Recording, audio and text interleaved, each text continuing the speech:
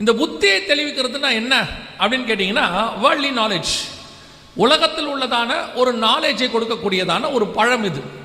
அப்போ அதுக்கு முன்னாடி ஆதாம் நாலேஜே இல்லாமல் இருந்தாரா அப்படின்னு கேட்டாரா? இல்லை, ஆதாமை படைக்கும் போது கர்த்தர் முழு நாலேஜோடு கூட படிச்சிருந்தார். என்ன நாலேஜோட, என்ன புத்தி, அவருக்கு என்ன ஞானம் இருந்துச்சு அப்படிங்கிறதா ஹெவன்லி நாலேஜ். எப்படிப்பட்ட நாலேஜ்னு கேட்டிங்கன்னா, உலகத்தில் இருக்கிற எல்லாத்துக்கும் பேர் வைக்கக்கூடிய அளவுக்கு அவருக்கு என்ன இருந்துச்சு?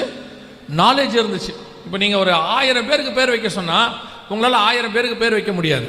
கண்டிப்பாக அந்த பேர் ரிப்பீட் ஆகும் இல்லையா? ஒரு 1000 பசங்களுக்கு பேர் வைக்கணும்னு சொன்னால் அதில் எப்படி ஒரு 10 ஆபிரகாம் வந்துருவாப்புல, ஒரு 10-15 டேவிட் வந்துருவாப்புல, சாமுவேல் ஒரு 25 சாமுவேல் இருப்பாப்புல, ஜான், பீட்டர், இதெல்லாம் ரிப்பீட் ஆகும். ஆதாம் வச்ச எந்த பேருமே ரிப்பீட் கிடையாது. இன்னும் சொல்ல போனால் ஆதாம் வச்ச பேர் நம்ம வைக்கிற மாதிரி வைக்கல, கிரியேஷனை பார்த்து வைப்பார். எப்படி பேர் வைப்பாரா? இவள் என் எலும்பில் எலும்பும் என் மாம்சத்தில் மாம்சம்னு சொல்லி அந்த கிரியேஷன் எவ்வளோ பெரிய நாலேஜ் இருக்குன்னு பாருங்க. பார்க்கும்போதே அவருக்கு அந்த கிரியேஷன் தெரியுமா, சர்வ ஞானம். அப்படிப்பட்டவனுக்கு இந்த உலகத்தின் புத்தி ஞானம் ஒன்று கிடைக்கணும் அப்படிங்கிறது ஒரு இச்சை வந்துச்சு. அது மேலே, உலகத்தின் ஞானத்தின் மேலே ஒரு இச்சை, இச்சிக்கப்படத்தக்கதாக. அந்த வசனம் என்ன சொல்லுது? புத்தியை தெளிவிக்கிறதற்கு இச்சிக்கப்படத்தக்கதான விருட்சமாய், புத்தியை தெளிவிக்கிறதற்கு இச்சிக்கப்படத்தக்கது. இந்த வேர்ல்ட்லி நாலேஜ் மேலே ஒரு பயங்கரமான ஆசை. இன்னைக்கு கடைசி காலத்தை பொறுத்த வரைக்கும், இப்போ இருக்கிற காலம் அறிவு பெருக்கத்தின் காலம். தானியேல் 12:4 சொல்லுது, கடைசி காலத்தில் அறிவு பெருகி போகும். இந்த அறிவு பெருக்கத்தினுடைய உச்சம் எந்த லெவலில் போயிட்டு இருக்குன்னு கேட்டிங்கன்னா, புத்தியை இச்சிக்குது, உலகத்தின் ஞானத்தை இச்சிக்குது.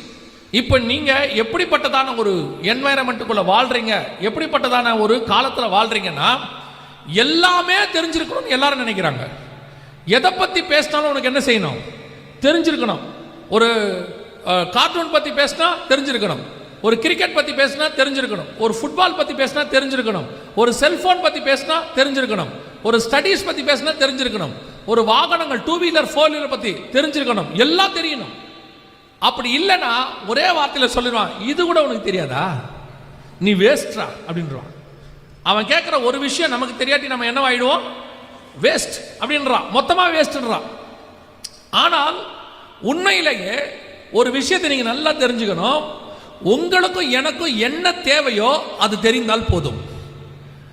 தேவையில்லாததை நீங்கள் தெரிந்து கொள்ள வேண்டிய அவசியமும் இல்லை.